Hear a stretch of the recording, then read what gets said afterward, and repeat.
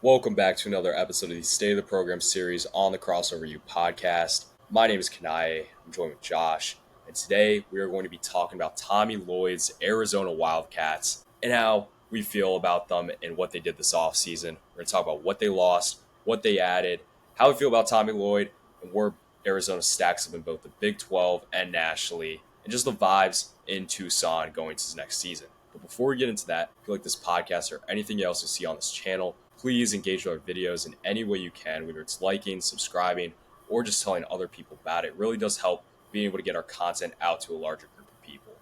So let's get right into it with what Arizona has lost. It is a good amount. They are losing Caleb Love, who was there the past two seasons. This past year, he averaged 17.2 points per game, was a first-team Big 12 selection. They're also losing KJ Lewis, Henry Vasar, the transfer portal, Trey Townsend out of eligibility, Carter Bryant went to the draft. Outside of that, what they lost wasn't really anything too crazy. That being said, Caleb Love out of eligibility, same thing with Trey Townsend. Not too much you could do there. KJ Lewis and Henry Vasar are the losses that by far hurt the most, just considering you're losing around 20 points per game between the two that you could have gotten back. And a lot of people expected them to be back in Tucson this next season, but of course are now at their new homes. KJ Lewis at Georgetown, Henry Vasar now in North Carolina. Yeah, and I think this is a little bit more than the points per game suggests. They are losing 20 points per game from this overall lineup. Both Vasar and KJ Lewis were expected to be so much better going into their junior years respectively, and they already showed progress from this year from last. And it kind of sucks because on top of that, it's probably closer to 30 points per game, maybe 25, somewhere in between there, that you're honestly losing for next year's roster. Kanaye makes a really good point. Both these guys were very well expected to come back. Instead, they end up going their own ways, and I think that's a huge point to make. And then obviously losing Caleb Love that's tough. He's a generational guy for Arizona. Right. And for losses, I'm honestly probably going to go 6 here. Again, not too much you could do about both Townsend and Love, but losing KJ Lewis and Henry Vasar, two guys, like we've said several times now, that you could have gotten back. Losing those two guys is really detrimental to what your team could have been this season. Yeah. Now, to get into what Arizona has added, really didn't do anything in the transfer portal this offseason cycle. They added Evan Nielsen from Harvard, who averaged just under 10 points per game. Not really sure as to the role he's going to play for them this year. Probably one of the first few guys off the bench. But the freshman class is where it gets really exciting if you're a Wildcats fan. They're adding Koa Piet, who is in ESPN's top 100 as the 10th best incoming freshman. Braden Burries is right behind as the number 12th. They are also adding Dwayne Aristode, who is number 37. They are also adding Bryce James, the second son of LeBron James. Obviously, we know how Bronny that whole process went down at USC. Hoping it's a little bit better for Bryce James' sake, where he's not rushed into the NBA and gets to kind of play out a full college career, however many years he ends up staying, or maybe he's one and done like Bronny too. We'll see what ends up happening with that. They are also adding some international guys like Sadiq Way, along with Ivan Karchenkov, who, again, really no metric for how you rate international guys. I'm sure those two will probably end up seeing some minutes on the floor. But I think what they got back is probably the biggest. I don't necessarily know. It's probably right behind the freshman ads in terms of what they were able to keep or add this offseason. They're getting back Jaden Bradley, who should kind of be the go-to guy this year. He averaged 12 points this past year. He's going to have some big shoes to fill scoring-wise with Caleb Love, now no longer on it with the Arizona program, now in the NBA. Toby Awaka is coming back, along with Matijas Krivas and Anthony Delorso. Two guys who are going to bring a lot of shooting for Tommy Lloyd. Anthony Delorso, I think, definitely has a big chance to break out if he can add to what he kind of already has as a largely just strictly, I should say, catch and shoot guy. Definitely. I think the big point here is Delorso in terms of returners. I think that is kind of a big deal. Losing what they lost is rough, but they at least were able to keep a majority of the roster. Aka will get a greater role. Rivas can work from the bench. He definitely could start at some point as well. Bradley was decent last year. I think I can see something from him. Delorso is the big X factor. He averaged 20 at Campbell, came to Arizona, averaged 7 a game on limited minutes. He can get the ball a lot more. I don't expect him to be going that much above 10 per game, but he can be clutch with his three-point shooting average. He was a 40% three-point shooter last year. He keeps it up. That's a Kobe Bryant right there. But Koa Pete and Burries are definitely some big guys. I do got to say, I am fairly high on Tommy Lloyd's philosophy of kind of sticking with his program guys. I love how he is really, really trusting the likes of Anthony DeLorso and Jaden Bradley going to this next season, Toby Walker along with them. I'm honestly willing to go up to a 7 for the ads. Well, there's nothing that blows you away transfer portal ad-wise. That freshman class is so talented, and I do like how they were able to keep someone as important, or, three guys as important as Awaka, DeLorso, and Bradley. I 100% agree with you. I think that this is a not surprisingly good incoming class, but Lloyd definitely did very well. It's just a question of how good the banking on the freshman is, and it can be a dangerous game. Most definitely. Now, to get into what we think our projected starting lineup is for the Wildcats this next year, me and Josh both have Jaden Bradley, Braden Burries, Anthony DeLorso, Koa Piet, and Toby Awaka rounding out the starting five. It is honestly a really solid starting five. I don't think it is the best one in the Big 12, obviously, just considering you have the likes of Houston, BYU in there as well. I do think it is definitely a good enough starting five to compete at the national level and in the Big 12. Jaden Bradley, I think, does have a chance to make a big leap. Braden Burries, Koa Piet, I'm really excited for. You mentioned Anthony DeLorso, Josh, and how you think there's a lot of room for growth there. Toby Awaka concerns me slightly. I do wish they did have a little bit of a better option to kind of turn to there. But perhaps Krivas maybe ends up filling that role, could end up being the starter at some point.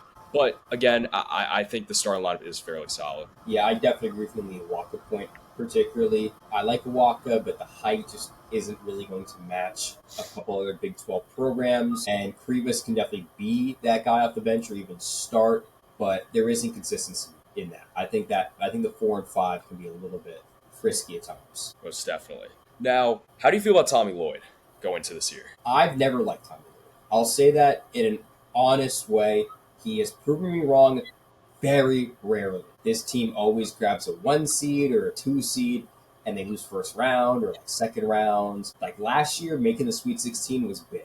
The fact that they were able to go toe-to-toe with Duke for 35 minutes, that's honestly the best thing I've seen out of Tommy Lloyd ever. Now, I was going to ask you, how much of that do you think was Tommy Lloyd, and how much of that was, do you think, just Caleb Love being completely unconscious? It's probably 75% Caleb Love. I don't want to necessarily hate on Tommy Lloyd.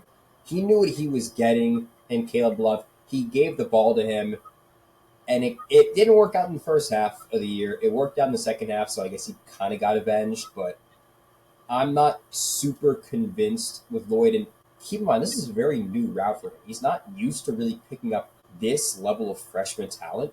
I don't know how he's going to be with these guys. I don't know what role he's going to give them. If he's going to give them the ball, is Koa Piet going to be the main player on this team, or is he going to keep it with his older guys, which he's always been used to doing? So there's no trust. There really isn't a lot of trust with the guy. Yeah, I love how you bring up how Tommy Lloyd's never really had this level of a freshman class come into his program, because a lot of the conversations surrounding the Arizona program once Caleb Love transferred from North Carolina to Arizona was, can Tommy Lloyd not always defer to Caleb Love? Can he kind of, for lack of better words, grow a pair and tell Caleb Love no sometimes? Where we all knew Caleb Love was going to go ahead and shoot 30 shots a night, and that's what he did. And Tommy Lloyd, I think, at times needed to tell Caleb Love, no, just, make the right play, get your teammates involved. Largely, it was Caleb Love just kind of, again, shooting 30 shots a night. Sometimes he makes all 30 of them, sometimes he misses all 30 of them. It's just kind of how Tommy Lloyd lived.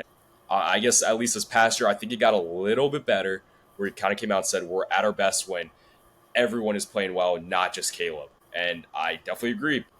I mean, outside of when Caleb was not having a good night, then they weren't that good of a team this past year. And you never know how it works with five-star freshmen. They could be very humble. They could be willing to fit into a system, play a role.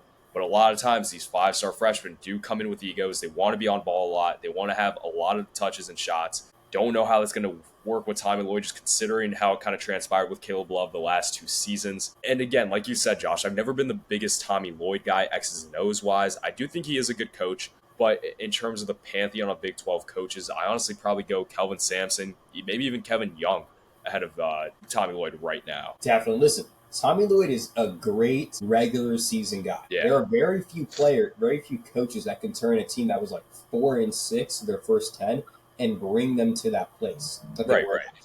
But I'm more or less talking about how he is in the tournament. He doesn't win the big game. He can't even make it to the big game. I think that's a huge deal. And the Caleb Love situation is probably the best one. There's not going to be a Caleb Love repeat, But if he gives the freshman too much of an edge, I think it becomes a huge deal. I kind of want to lean on the other side of trusting him and give him a 6. I need him to prove it to me. Once again, that last year was not a fluke. Yeah, I'm also definitely in the boat where I need to kind of see it to believe it out of Tommy Lloyd. So I'm going to go with you at a 6 there. Now, where do you think Arizona stacks up in the Big 12 this year? I view them in a very similar spot to how we view Texas Tech, which if you want to view our video on them, we just posted it. They're kind of playing in a level behind a team like Houston. I think Houston's top dog here by a bit. And they're kind of in this mosh pit between them, Kansas, as I mentioned, Texas Tech. Maybe even a team like Baylor or Kansas State can rise into that level. I don't expect the most. I don't need to expect the most. I feel like they're going to be a top 5 seed at the end of the day, but it's just kind of how well they can perform. I think because we gave Texas Tech a 7, I think it's fair to also give them that. Yeah, I'm also leaning 7 here. I do like Arizona's chances in the Big 12 over Texas Tech, actually. I just like their roster head to toe a lot more on paper than I did Texas Tech's in our video. Definitely go check that out if you haven't already. But as always, in the Big 12, there's going to be a lot of opportunities for quad 1 games. You're going to go on the road to Fog Allen. You're going to play Houston. You're going to play BYU.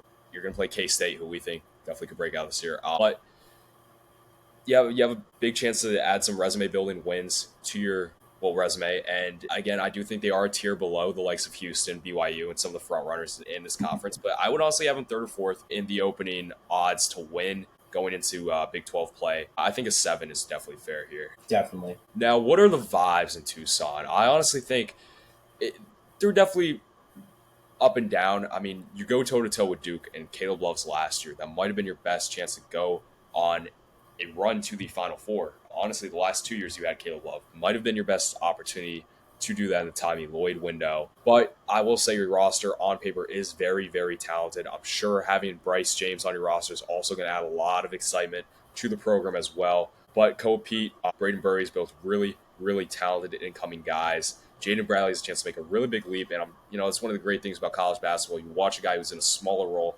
come back and be in a bigger role and develop into an all-league, potential All-American guy. I don't think Jaden Bradley is going to be an All-American, but he definitely has a chance to be an all-Big 12 level guy this year. I'm probably going to go 7 here just because I think that freshman class is so talented. It is something to get excited about. Definitely. I kind of actually want to lower it to a 6. I think this is a very high ceiling, high floor type of squad. I think that a big deal this season is getting over the Caleb Love era. And I think that's going to be rough. I think that's a really big thing to remove from a lot of Wildcats, minds. Right, that's true. The past 2 years have been a lot of just him. And to replace him with a guy like Koa Pete is very rough. And we don't really know how the freshmen are going to be. I like Koa Pete a lot. I like Delorso. I like this lineup. The depth is even, it's even all right depth. It's just, I don't really trust Tommy Lloyd too much. I don't really know if everything's going to work out.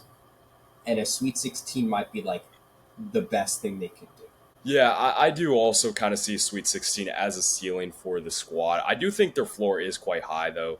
I don't think there's any way they finish lower than 4th or 5th in the Big 12 this year. I don't think they finish any lower than a 5 seed going into the NCAA tournament. But again, I need to see Tommy Lloyd really improve and being able to coach his guys up and go on runs in both the Big 12 and the NCAA tournament, the way we kind of haven't seen him do yet. And I do like you bring up the point of Arizona fans they could still be stuck in the Caleb Love era. It's different now. I don't know that you have a caliber player, the level to match Caleb Love and what he did the past 2 seasons in Tucson. So I definitely think it is going to be an adjustment period for a lot of Arizona basketball fans. I don't think Caleb Love's replaceable. I think that's kind of a fair assessment to make for everybody's standards. But yeah. Moving on from him is going to be a big pill to swallow. That's why Definitely. I'm thinking 6. Do you want to stick with that? Or Yeah, no, I'm good with 6 there. I do think the Caleb Love will definitely be looming over the minds of many, many Arizona fans. And it's still mine for ruining my parlay, by the way. But I think that's going to take care of everything we have for this episode on Arizona and the state of the program today. As always, it goes a long way if you engage our videos in any way you can. Until next episode, we'll see you all next time.